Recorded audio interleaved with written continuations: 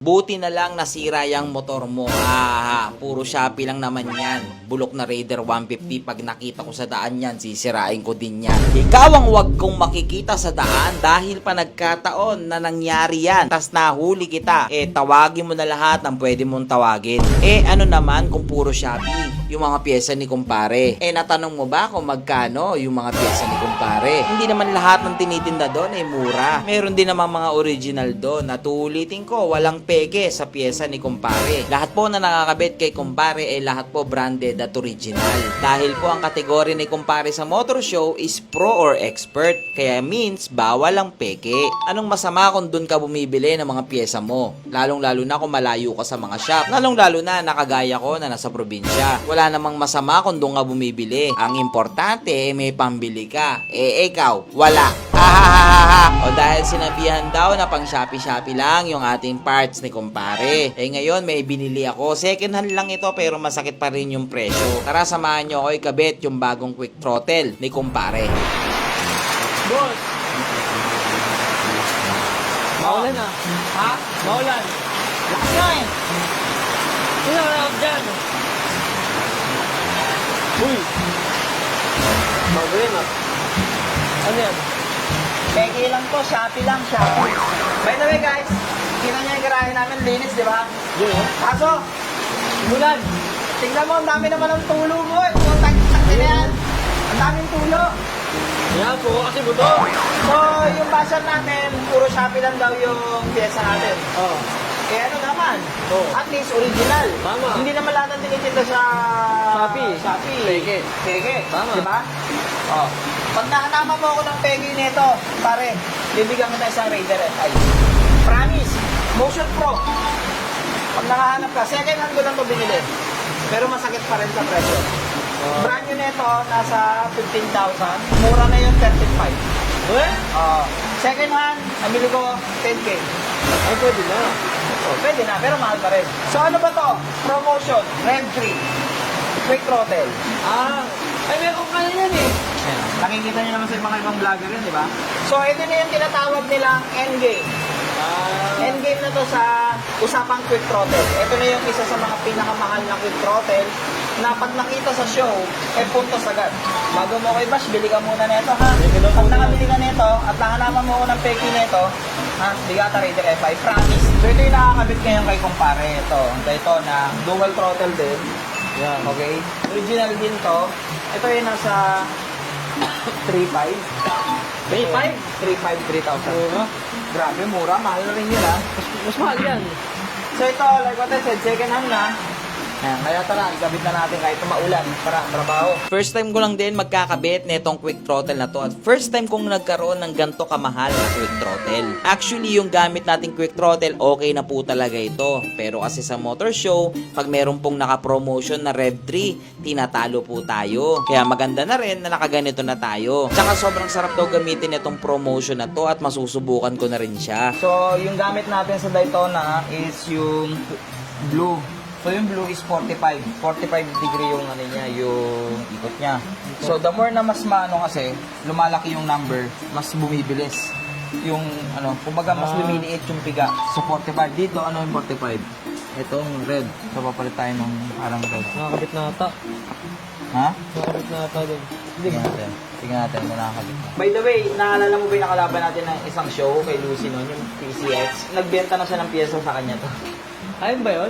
Oo. So, tingnan natin nakakabit sa kanya. Yun, kulay red din. Yan. So, yung red, pag tinignan natin, kulay red 45mm.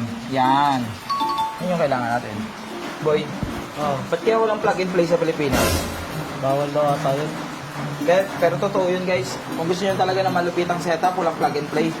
Buti na lang kahit papano meron tayong mga gamit dito sa bahay. Kaya yung mga hindi plug and play na pyesa nagagawan natin ng paraan. Pero mas mabilis talaga ito kung meron tayong grinder, kaso wala. Sana merong mag-sponsor. Baka naman. Hanip na yan, nabot tayo ng 10,000 years. wala talaga plug and play sa Pilipinas.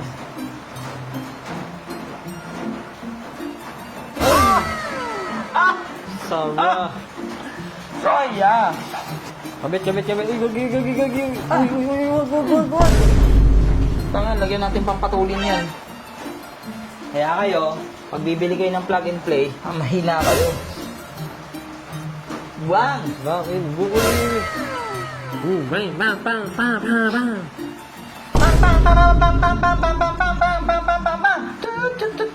Dahil iba na yun. Ay, ba ba yun? Hindi mo pa mahal dito. Pwede mo wala to. Sana yun ang binili mo. Script mo dun, no? Pwede nga lang. Ito lang binili. Ito lang binili ko, boy. Kung pwede lang. Kasi di naman po pwedeng yun lang eh. Dali, batang-bata. Tapos boy, nilibre na rin siyang GR5. Kaya tropa. GR5? Nilibre na rin niya. Eh. Kaso iba nga lang kulay. Pero pwede na yan. Pwede na, GR5 yun eh. Kapabog na lang natin. Ay, boy. Pangit ang grip, boy. Pero mamaya na natin yung problema niyan. Ito yung ipapalit natin dyan. Anyway guys, ayun na siya oh. Oh, diba? Kapit na. Tapos may libre na rin tayong ganito. Active. GR5 din. GR5 din. Din, boy. Pero, kukunin ko yung GR5 nito. Mas gusto ko GR5 nito eh. Tama, violet eh. Boy, ito yung mga ilalagay natin violet. Para, Yan, pattern no. meron pang binili sa Shopee. Shopee lang. Ito yung membran. Handlight. Anlate. Handlight. Kano yan? Hindi na ako magpe-presyo. Shopee lang naman eh. Shopee lang naman eh. Pero itong tatlong to, Ah. 3,000. Puta na, single base ha?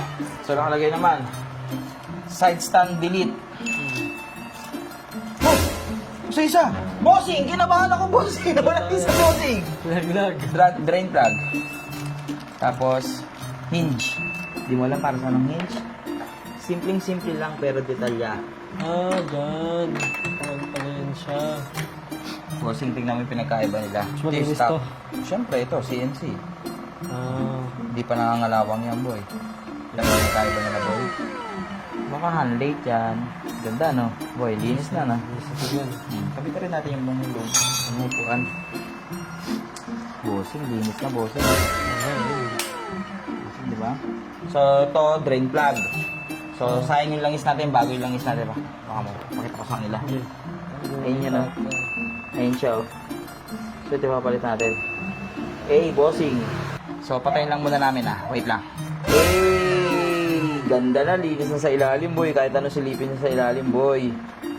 Oh, wala Bossing! na tornilyo dyan. Nakapagod. Pero anyway, onti-onti, kahit pa paano, nakakabawi tayo ngayon. So ngayon, ang ganda na nung ating quick throttle, oh. Palum-palo na, boy. Endgame na yan. Wala na. Motion Pro. Sana magka-budget ako. Next ko naman, Ducati Switch. Upgrade tayo. Mura lang yung peki nun. 2.5? Yung peke? 2.5 or 1.5? Ewan ko pala eh. Pero yung, syempre, bawal tayo ng peke. Yung Ducati Switch kasi 13K? Puta. 13, 14K. Mahal, dog. Depende. Ito kasi, 5.5. So anyway guys, para makita nyo lang yung simpleng nakabit natin ngayon na kahit simple, mahirap, kapilasong montage. Audio Jungle.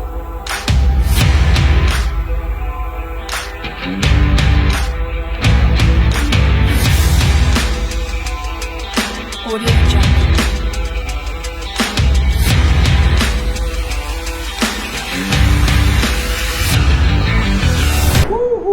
So ngayon guys, kakabit ko lang yung yung stock na yung Daytona natin na grip. Pero magpapalit din ako ng grip, baka wag na pala. Oo. Bibili kasi ako ng Dyno Bago Pro. eh. Oo, bago. Dyno Pro na grip. Ano na lang? Malaysian. Dyno Pro na lang. Pabili tayong bago. Ito, Bili. tingnan mo, papiliin sila. Itong promotion, Daytona, or bili tayo ng kulay red na Dyno Pro. Dahil po ako. Ha? Dyno Pro? O, sige. Tignan ko muna yung comments siya bago ko kabit to. So, hanggang dyan naman ang video natin. Thank you!